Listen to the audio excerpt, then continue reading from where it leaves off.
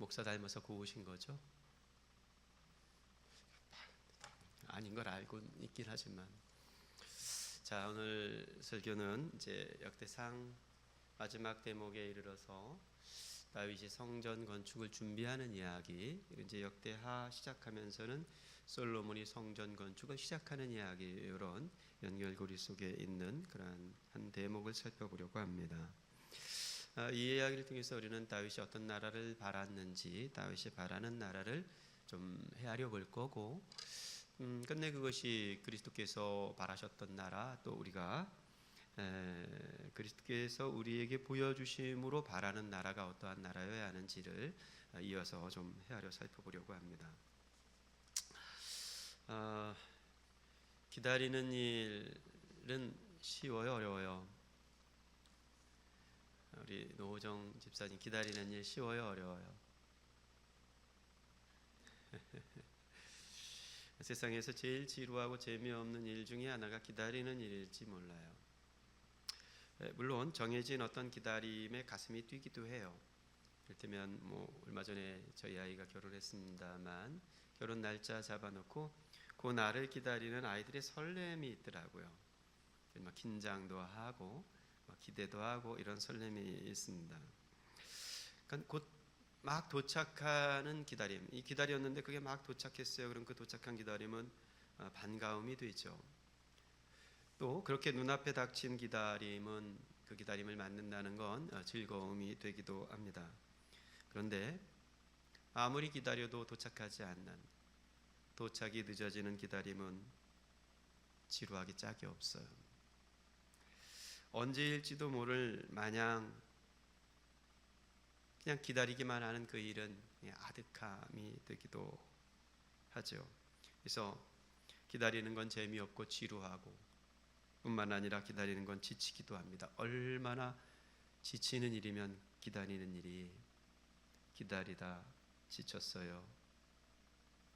그렇죠. 이 노래를 아는 분들은 이제 아재들인 거예요. 기다리다 지쳤어요. 땡벌 땡벌 이렇게 노래를 했겠습니까?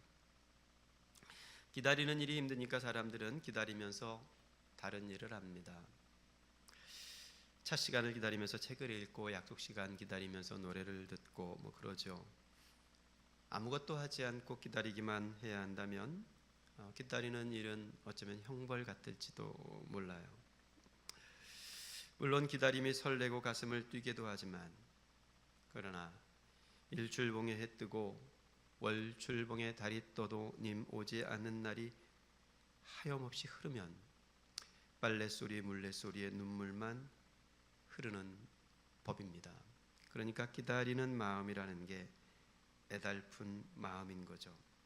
기다림이 아득해지면 그 기다림에 의심이 생긴다니까요. 그죠? 올까? 그리고 그 의심이 짙어지면 단념에 이르게도 됩니다. 안 올 거야. 오랜 기다림, 아무리 기다려도 오지 않는 그 오랜 기다림을 아득해 하지 않는 것, 그것이 곧 올 것이라고 믿고 사는 것, 그건 일입니다. 그래서 믿음은 하나의 일이에요. 오늘 설교를 통해서 다윗이 바라는 나라의 기다림에 대한 이야기를 좀 같이 나눌 거예요. 이스라엘의 왕 다윗이 바라고 기다리는 나라는 어떤 나라였는지, 또 우리가 기다리고 바라는 나라는 어떤 나라여야 하는지, 그 이야기를 세 가지 단락 주제로 나누어서 살펴볼 텐데, 첫 번째 주제는 자격 없는 준비고, 두 번째 주제는 희망 없는 희망이고, 세 번째 주제는 실패 없는 나라입니다. 첫 번째 주제, 자격 없는 준비. 같이 한번 따라해 볼까요? 자격 없는 준비. 여러분들은 쉽게 들으시지만 이 라임 맞추느라고 제가 얼마나 고민을 했겠어요, 그죠? 쓸데없는 라임을 맞추느라고. 오늘 살펴본 본문은 다윗이 성전 건축을 준비하는 이야기로 시작합니다. 본디 다윗은 성전을 자기 손으로 짓고 싶어 했어요, 그죠? 내 손으로 성전을, 하나님을 위해서 성전을 좀 지어 드리고 싶, 이런 마음 컸죠. 근데 하나님께서 그걸 허락하지 않으셨단 말입니다. 허락하지 않으신 까닭이 뭐예요? 그 까닭을 좀 읽어볼까요? 오늘 본문 아니지만 28장, 사실 28장, 29절이 다 연결된 성전 건축 준비에 관한 이야기거든요. 28장 3절 보겠습니다. 하나님이 내게 이르시되 너는 전쟁을 많이 한 사람이라 피를 많이 흘렸으니 내 이름을 위하여 성전을 건축하지 못하리라. 다윗에게 허락하지 않으신 이 성전 건축을 누구에게 허락합니까? 솔로몬에게 허락하시죠. 자, 내가 짓지 못할 성전이에요. 내가 짓지 못할 성전이지만 다윗은 솔로몬이 이 성전을 잘 지을 수 있도록 뭐 하는 걸, 지금 28장, 29장이 솔로몬이 성전을 잘 지을 수 있도록 뭐 하는 이야기라고요? 준비하는 이야기. 성전 건축을 잘 준비하는 이야기입니다.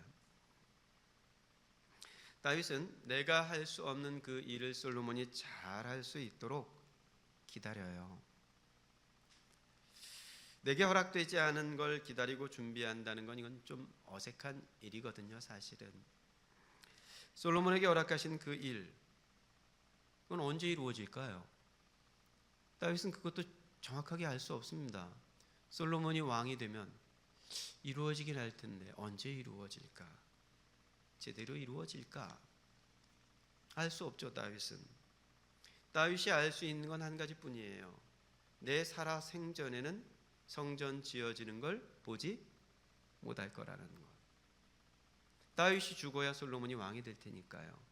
내 손으로 짓지 못하는 걸 솔로몬이 짓자면 내 눈으로는 볼 수 없는 성전이죠. 그러니까 오랜 기다림이 필요한 일이고 또 그렇게 오래 기다린다고 해도 내 두 눈으로 보기 어려운 일입니다. 그런데 그럼에도 불구하고 다윗은 기꺼이 기다리며 이 일을 준비하고 있단 말입니다. 다윗은 성전 건축과 관련된 이 일에 부적합한 인물이라고 판정을 받았습니다. 하나님께. 자격 없는 사람으로 규정된 거예요. 하나님으로부터.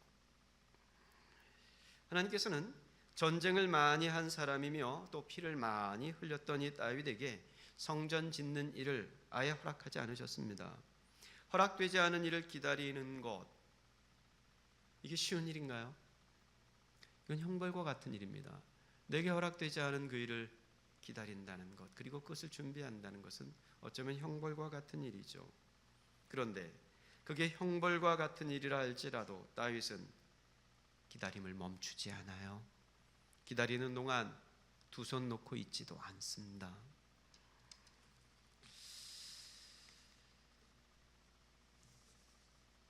역대상 29장 2절과 3절을 좀 같이 읽어볼 텐데요. 한 목소리로 같이 한번 읽어볼까요?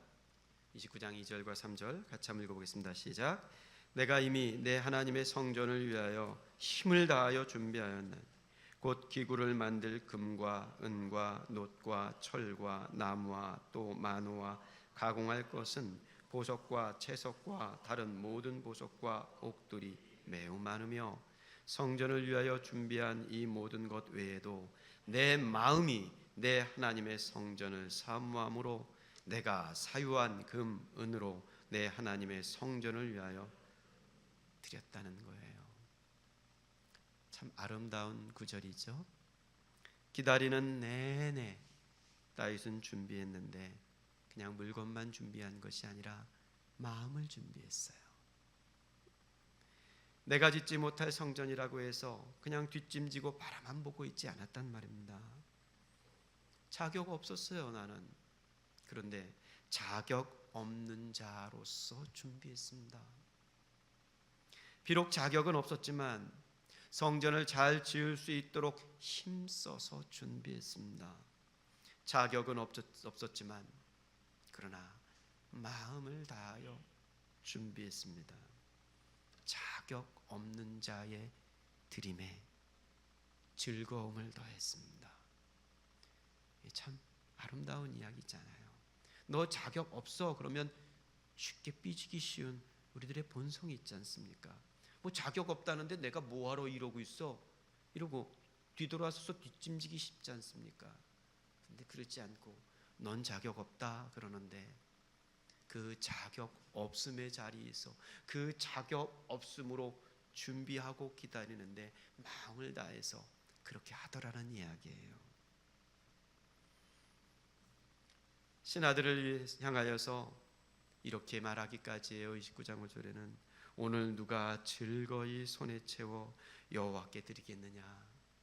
나는 이렇게 자격 없는 자로서 즐거이 손에 채워 여호와께 드렸는데 또 그럴 사람 손들어. 나처럼 즐거이 주님 앞에 드릴 사람 여기 붙어라. 이렇게 말하고 있는 대목이죠. 여러분, 자격 없는 자의 준비라는 게 있습니다. 이런 거 생각하고 신앙생활 하셔야 돼요. 자격 없는 자의 준비라는 게 있다. 자격을 운운하자면 다윗은 실격이지만 다윗의 준비는 그 자격 없음으로의 준비였더라는 것. 다윗은 자기 자리가 자격 없음의 자리라는 걸 알았다는 것. 따지자면 하나님의 집 성전이라는 건 자격으로 짓는 집이 아니기 때문입니다. 아니 도대체 누가 어떤 자격이 있어서, 솔로몬은 자격이 있어서 그 성전을 지은 것입니까? 장군의 자격을 가지고 나오면 절대로 요단강 물에 몸을 담글 수 없다니까요. 자격 없는 문둥병 나만이어야 그 물에 몸을 담그고 새로운 집을 지을 수가 있는 거예요. 저는 종종 그런 생각을 하며 삽니다. 그리고 좀 시적이지만 여러분들에게도 간간 그런 말씀을 드리죠. 우리의 키가 얼마나 자라야 저 하늘의 종을 댕그랑 울릴 수 있을까요? 한번 생각해 보자고요. 우리가 조금 더 성숙하고 조금 더 잘하면 하늘 끝까지 자랄 수 있을까요? 그래서 그 하늘의 종을 댕그랑 내 손으로 울릴 수 있을까요?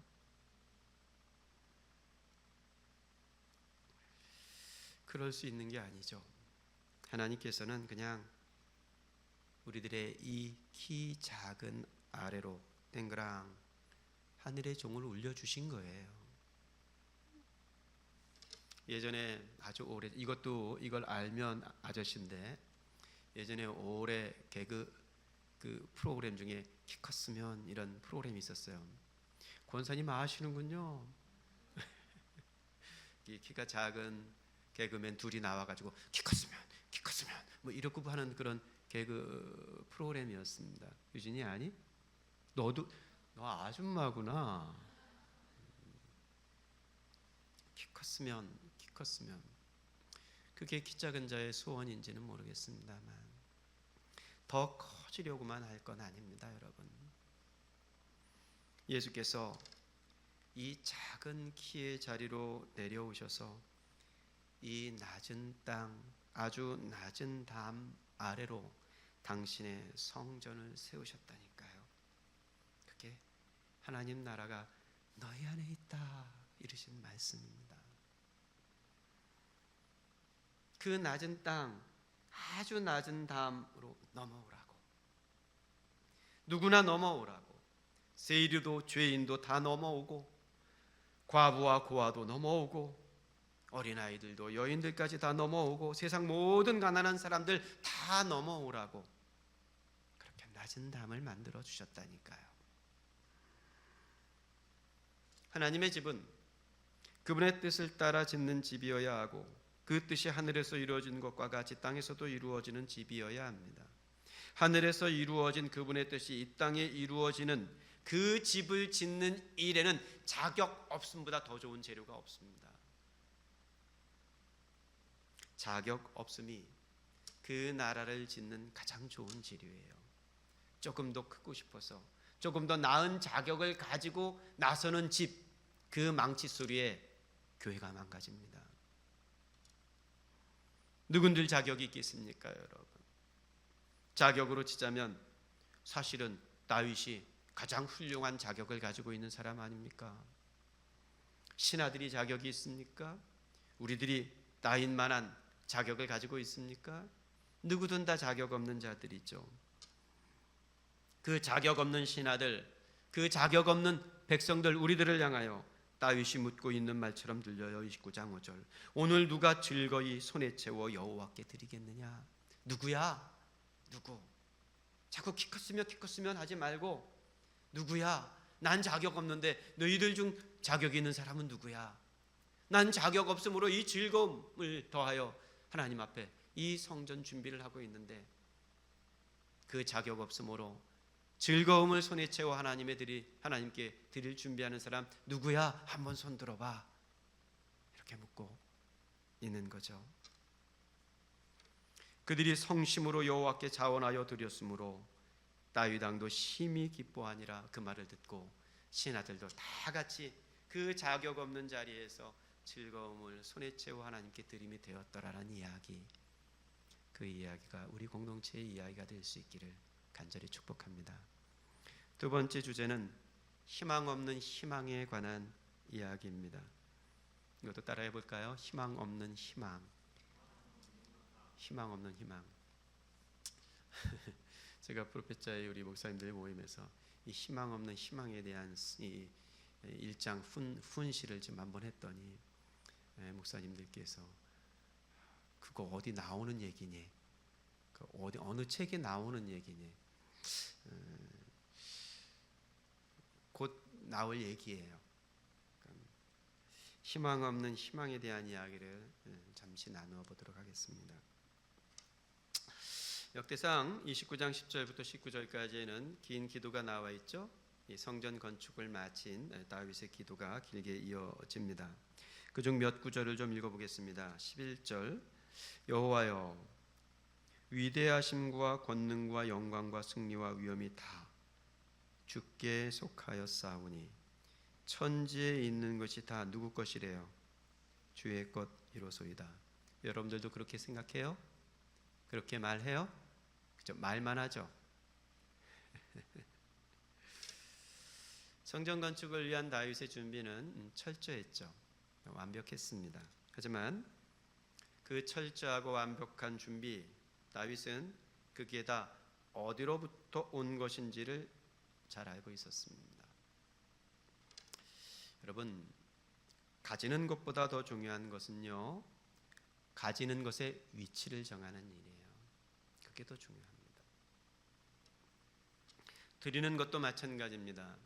드리는 것보다 더 중요한 건 그 드린 것의 위치를 정하는 일이에요. 내가 가진 것이 어디로부터 온 것인지 그 위치가 분명하면 드린 것으로 내 주제를 제대로 파악할 수가 있습니다. 이게 어디로부터 온 것인지 그 위치가 파악이 안 되면 가진 것으로 떵떵거리고 드린 것으로 우쭐댄단 말입니다. 그럴 필요가 없는 것을 가지고. 이 얘기 네 번째 하는 것 같아요. 우리 일부 예배는 녹화가 안 되니까. 제가 가까이 지내는 진희경 목사님께서 당신 어머니 얘기를 아주 잔잔하고 절절하게 해요. 당신 엄마가 늘 하던 말 중에 하나가 몸으로 하는 일 하는 사람이 가장 귀한 사람들이란다. 그래서 그 몸으로 일하는 사람들에 대한 환대, 그들을 향한 손 내어줌, 이런 것들에 아주 따뜻했던 어머니의 추억을 쭉 수리해 주었어요. 모르겠습니다. 머리가 좀 더 좋으면 소득이 더 많을 수 있는지, 더 성공했다 하는 자리, 더 대단하다 하는 자리에 이를 수 있는지 그건 잘 모르겠습니다만, 그렇게 벌어들인, 그렇게 올라간 자리, 그 자기 대단함의 위치를 제대로 정하지 않으면 그 인생이 망가지는 거예요. 하나님 앞에서 위치가 어긋났기 때문입니다. 그런 이들의 드림은 기꺼운 헌상이 될 수가 없는 것이죠. 왜 예수께서 과부의 두 렙돈이 가장 크다 하셨는지는 두고두고 상기해야 하는 말씀이에요. 그냥 그러니 나는 두 렙돈보다 더 많은 건 내어드렸다 하고 뻐길 게 아니라 왜 그게 가장 큰 헌상이 되는 것인지를 자꾸 상기해야 하는 것이죠. 위치를 정하는 일입니다. 이어지는 다윗의 기도는 자기의 가진 것과 자기가 드린 것의 위치를 더 분명히 하는 기도이죠. 11절 이어지는 후반부부터 12절까지를 제가 다시 읽어보겠습니다. 여호와여, 주권도 주께 속하였사오니 주는 높으사 만물의 머리이심이니이다. 부와 귀가 주께로 말미암고 또 주는 만물이 주제가 되사 손에 권세와 능력이 있사오니 모든 사람을 크게 하심과 강하게 하심이 누구 손에 달렸대요? 주의 손에 있나이다. 모든 것이 주의 손에 있고 주의 손에 달렸습니다. 이게 다 내 손에 있는 게 아니고 내 손에 달린 게 아니라는 말입니다. 그러니까 내 손에 희망이 있는 게 아니라는 걸 다윗은 알았어요. 자격 없는 자인데요. 그러니까 내가 드린 것이 희망이 되는 것은 아닙니다. 아무리 철저하게 완벽하게 준비를 했어도 내가 사유한 것을 아낌없이 다 내어드렸는데 그것이 보화이고 소중한 것들이어도 내가 드린 그것에 희망이 있는 것은 아니었습니다. 역대상 9장 15절을 다시 한번 읽어보겠습니다. 우리는 주님 앞에서 이방 나그네와 거류민들이라 세상에 있는 날이 뭐 같아요? 그림자 같아요. 그래서 뭐가 없어요? 사실 희망이 없는 인생이에요. 희망 없는 나, 그게 내 주제라니까요.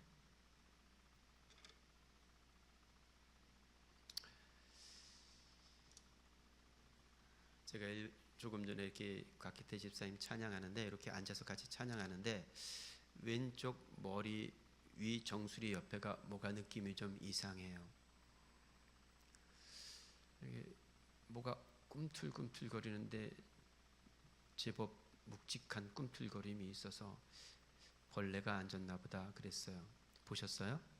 아무도 못 보셨어요? 그래서 누가 봤으면 와서 쫓아내 줄 텐데 하고 기다리고 있었는데 아무도 안 쫓아내 주시더라고요. 그래서 여기 올라오기 전에는 쫓아내야 될 것 같아가지고 주기도 문송할 때 저 뒤에 가서 이것 좀 쫓아내 주세요 하고 이렇게 머리를 내밀었어요. 날아가 버렸습니다. 저 머리 예쁘게 하고 왔거든요. 그런데 벌레가 꼬이더라고요. 아무리 이쁘게 단정을 해도 이 인생에 희망이 없어요. 그냥 벌레 꼬이는 인생이에요. 그죠?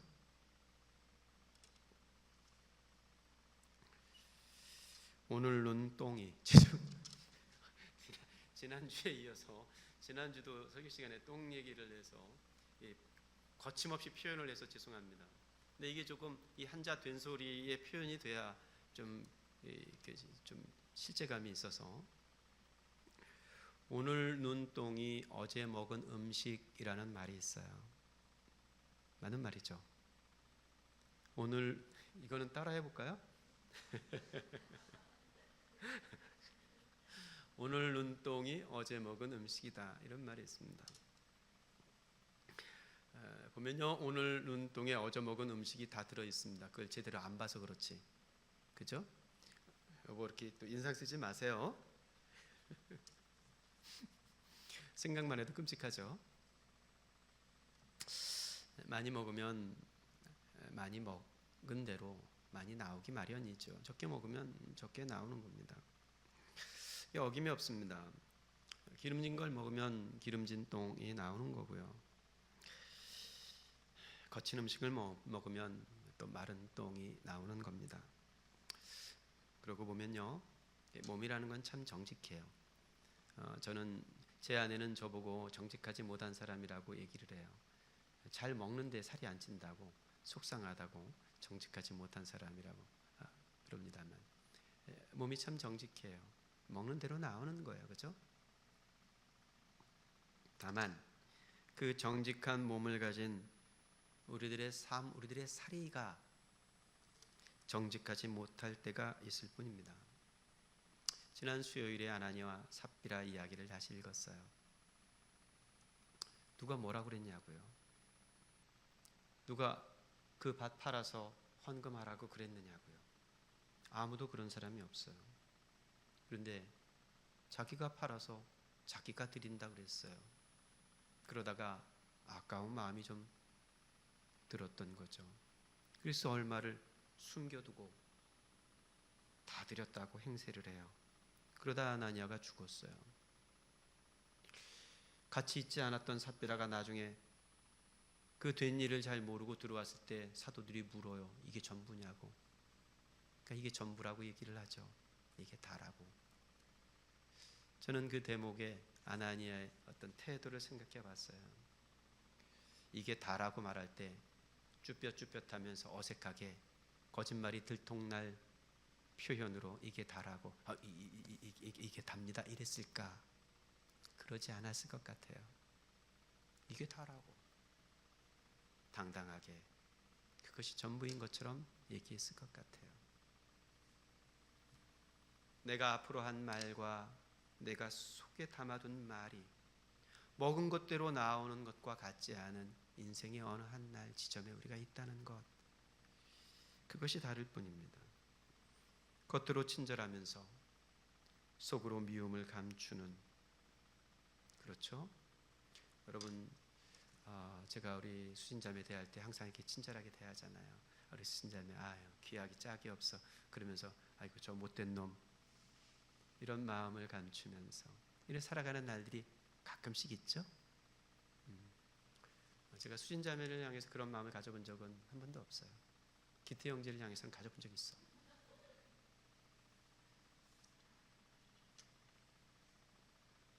그런 나에게 무슨 희망이 있습니까? 벌레가 안 꼬일 수가 없더라고요. 여러분이나 저나.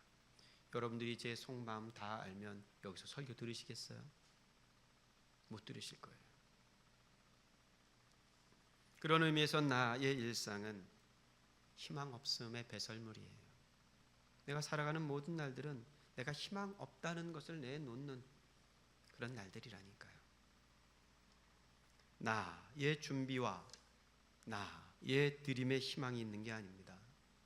희망 없는 희망. 내 희망 없음의 자리에 찾아오셔서 드릴 것이 있게 하시는, 그것을 기꺼이 받아내시는 하나님의 용납에 희망이 있는 거죠. 받아주심. 그러니 내 안에 있는 나의 희망에 기뻐하는 것이 아니라 내 희망이 없음의 자리, 그 위치를 뻔히 알고 있음에도 불구하고 내 드림을 기쁨으로 용납해 주시는 하나님의 희망에 내 기쁨을 두는 거죠. 다윗의 기쁨이 그랬습니다. 나와 내 백성이 무엇이기에 이처럼 즐거운 마음으로 드릴 힘이 있었나이까? 모든 것이 주께로 말미암아 싸우니 우리가 주의 손에서 받은 것으로 주께 드렸을 뿐이니이다. 아멘. 아멘.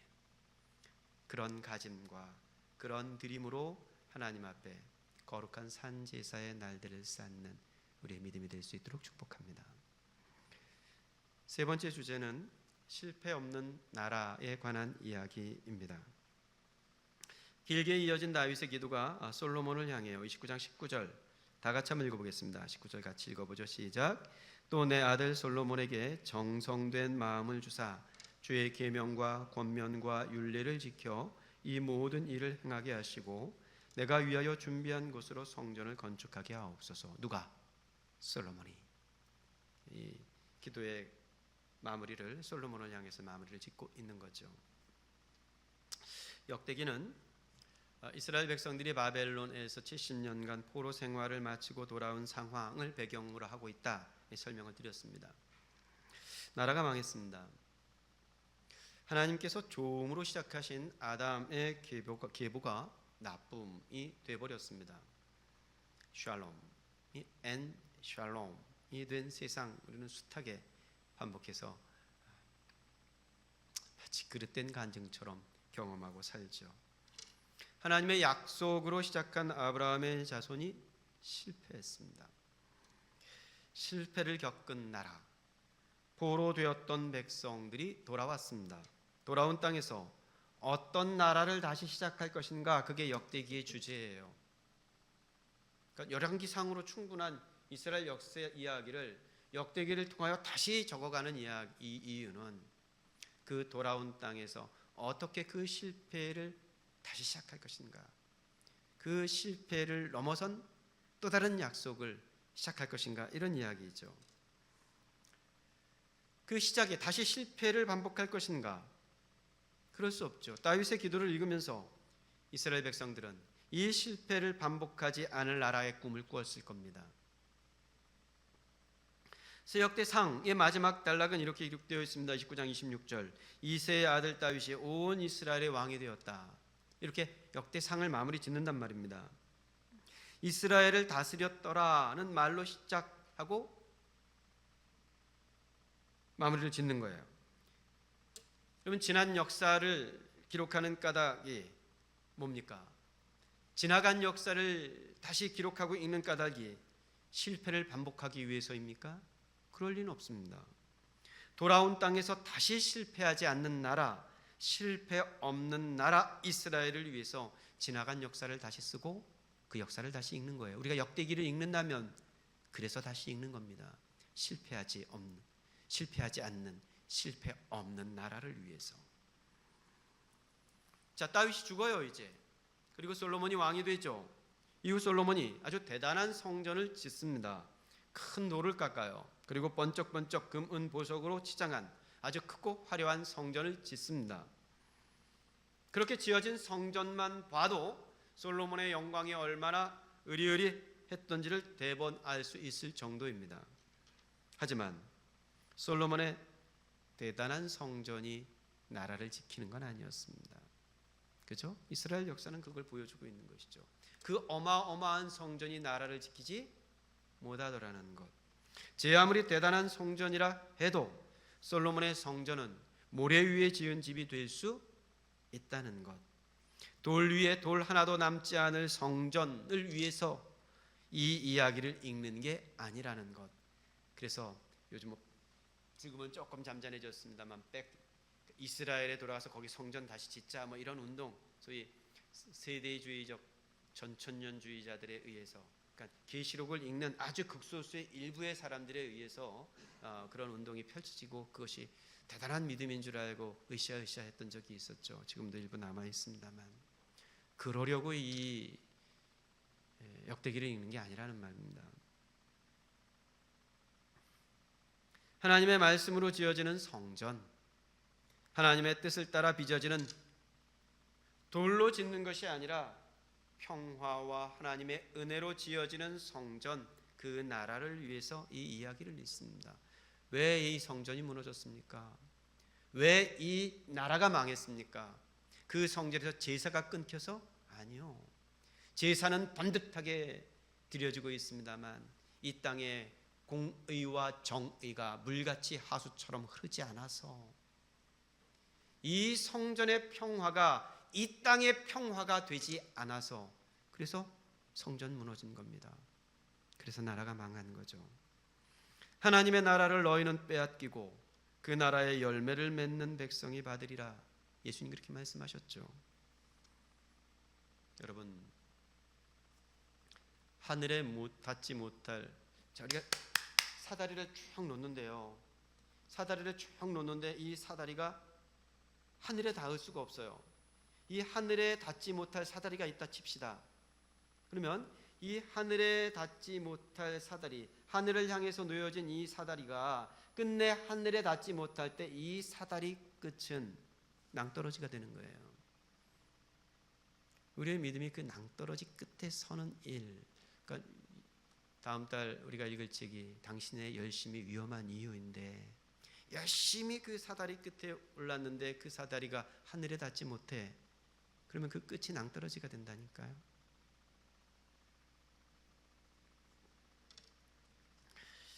말씀을 좀 정돈해 보겠습니다.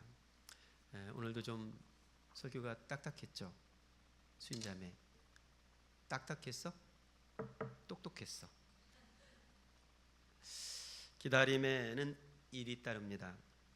기다림은 그 자체로 일이죠. 그런 거로 기다리는 일도 잘 해야 해요.